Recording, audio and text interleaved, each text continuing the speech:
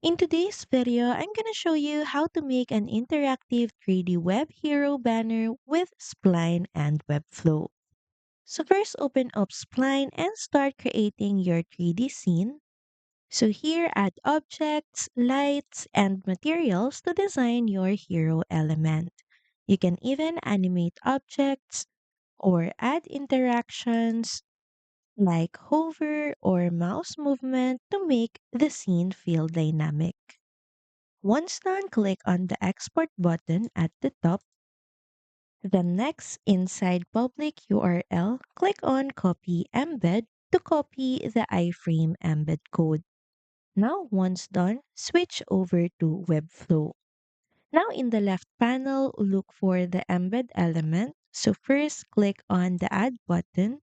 So here, scroll down until you see the code embed element. And all you have to do is drag it in your layout.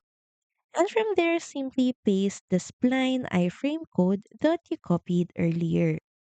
Next is do all the necessary adjustments that you need to make it feel polished. Layer your headline, subtext, and call to action on top using Webflow's positioning tools.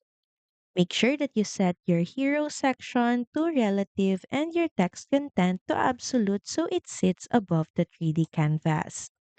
And once you're satisfied with your design, click on the Publish button at the top, select Domains, and click on Publish to selected domains.